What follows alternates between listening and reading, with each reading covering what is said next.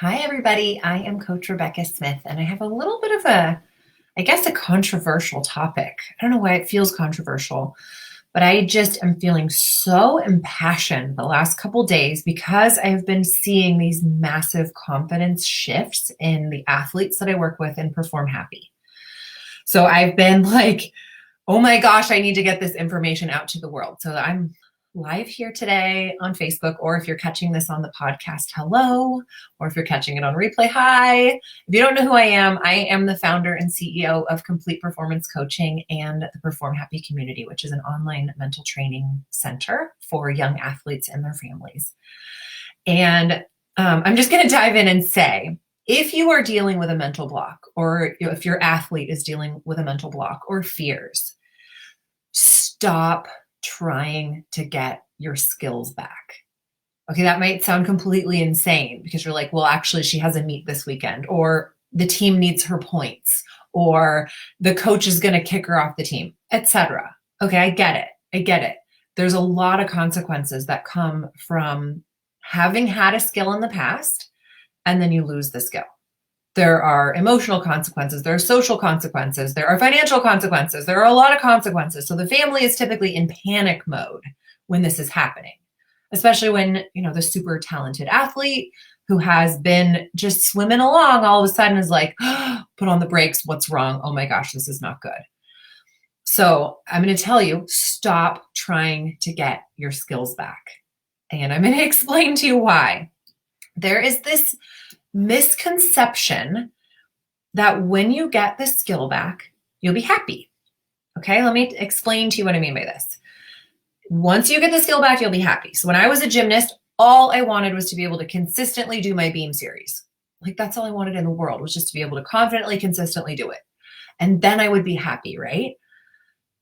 Okay, so let's flip that example a little bit.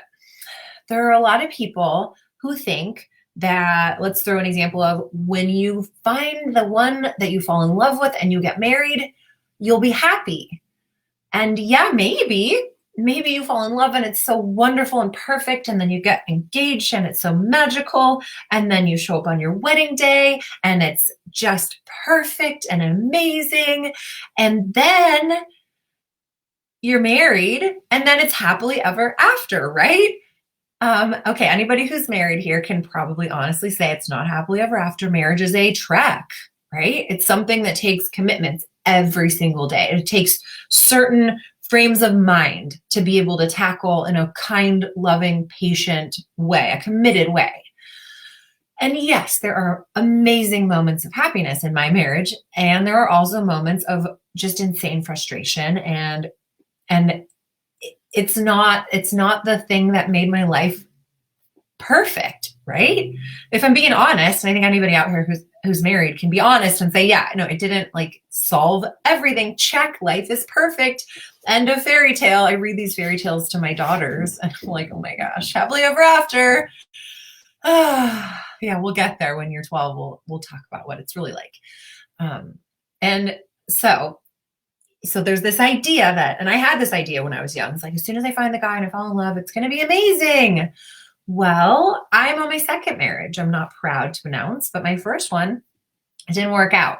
Then, okay, let's think about other things. When you get into college, then you'll really be successful and you'll really have arrived. Well, I got into college, not my first choice. So I already felt like I was dumb because I didn't get into my first choice college.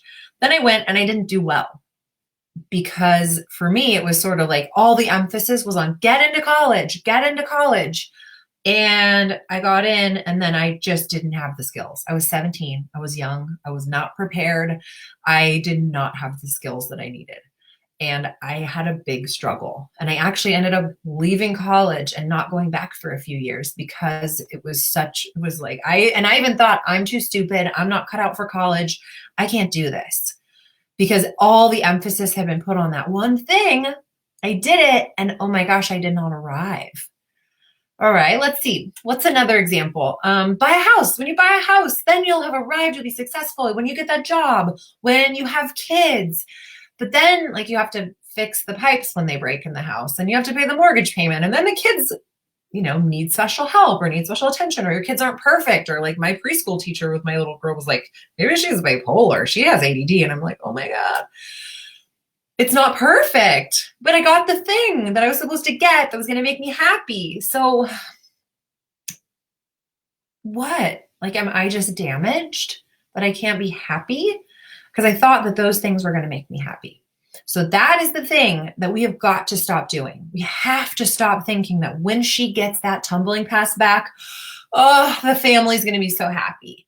Or when she starts doing her bars dismount again, we're going to be so happy.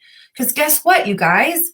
That is such a minor thing in the big scheme of life. Hopefully your kids are going to live a really, really, really long time, right? I want my kids to live to 172, as long as the earth can manage that for them. I want them to thrive and live long, happy, healthy lives. And I want them to be happy. I want them to be successful. I want them to be confident.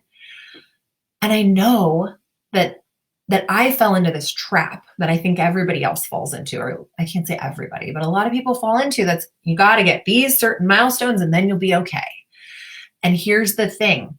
You have to be okay before any of it is going to work out. And here's what I mean. I was not okay. I thought a marriage was going to make me happy. 4 months into that marriage, I walked away from it. I was not okay. I thought that college was going to make me happy. And 9 months into it, I walked away from it because I was miserable. I had this happen over and over because I was always told as a gymnast, just get that next thing, get that next thing, get that next thing, and then you'll be okay, then you'll be okay. And instead of being a human being, I was a human doing. And if I'm doing okay, then I'm okay. Then I have value. If somebody's paying attention to me, I'm okay. I have value.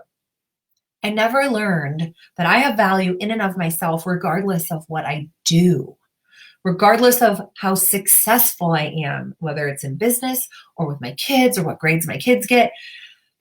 When I had this big turnaround, and if you guys have checked out my Sport Confidence Blueprint training, then you know a little bit more about my story and how I had this big crash and burn and then this turnaround. And when I met my husband, I was in a place where I was like, I am whole. I am complete. I don't need a partner. I got a truck and a dog. I don't need no stinking man. I love myself. I accept who I am and I'm okay being alone. And it was at that point when I attracted the man into my life who has swept me off my feet and become the most amazing partner over the last 10 years. And then when I decided I am okay, I can go back to school. I can try, I can fail, but you know what? I'm going to try to do this thing. And I'm not going to be perfect. And I'm not going to take 100 units at once. I'm just going to ease in and just see what I can do. Then I got this, these amazing results in school. I ended up with a 4.0 in grad school. Like the girl who couldn't keep it together for 1 year at UC Santa Cruz. There was this thing that had to happen first before the success could happen. And for me, I had to be right with myself. I had to accept and love that me in all my flawed glory was exactly right in every way. That me right now with my mental block on my back walk over on beam, with my social anxiety, with my, B+ in biology, I am just right. I am okay. I don't have to be perfect, nor do I even want to try. I don't need to be somebody I'm not in order to impress people. I am just Rebecca. That's who I am. And I show up and I reveal myself to the world because I'm okay.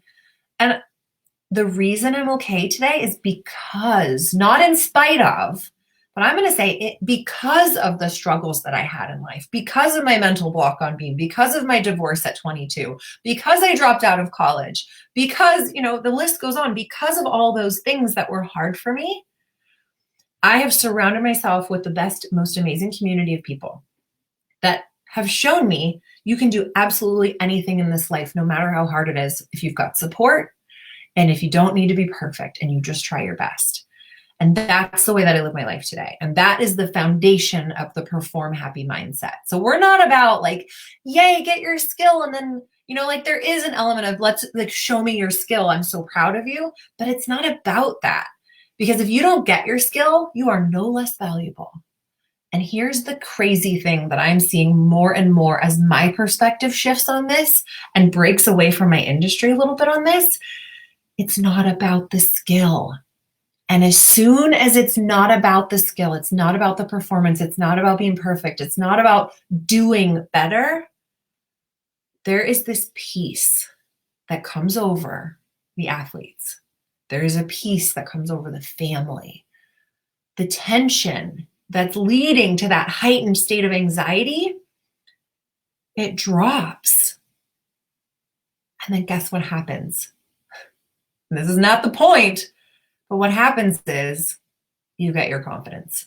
And you don't just get your confidence back, you actually earn your confidence because you've been through hell.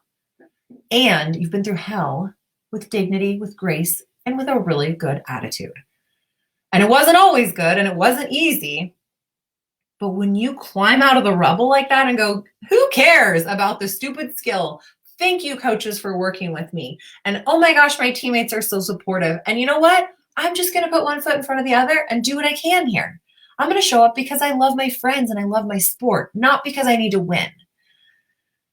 And those kids who get out there and need to win, they have the anxiety. They feel like they're going to throw up. They feel like they are going to let somebody down at every moment of their life. This I know intimately. Those kids are miserable. Those kids are, and then there's the kids who are like, it's all good. And it's not about the places. It's not about the scores. It's not about the skills. But guess what happens? The places and the scores and the skills come because you're no longer this ball of nerves that's completely miserable, that's surrounded by frantic people who are trying to fix the problem, fix the problem, fix the problem. You start just going through the journey and getting that peace of mind that comes from being in the moment and knowing that everything's okay.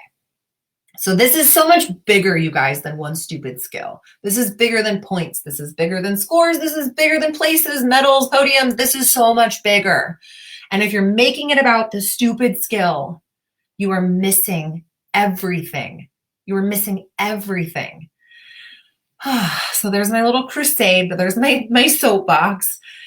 For those of you who are already in Perform Happy, I will continue my crusade with you on the live trainings. And this is what I'm doing is we're developing this group of kids that they're bulletproof, not because they don't fail, but because they do.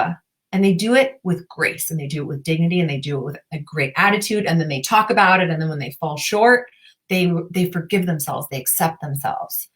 They have the tools to do anything in this world. They have that ability to really trust themselves, to speak up for themselves, to be who they want to be in this world, not just do what people tell them they need to do in the world. So there we go. Stop focusing on the skills and just fall in love with the journey. And if you want help doing that, then if you haven't already, join us in the Sport Confidence Accelerator free Facebook group. And then also I linked here in the live video to our replay of that Sport Confidence Blueprint training, Sport Confidence Blueprint training. You can click the replay. You'll get more of my story and more of the how-to behind finding that Perform Happy mindset. Thank you for watching. I'll see you soon.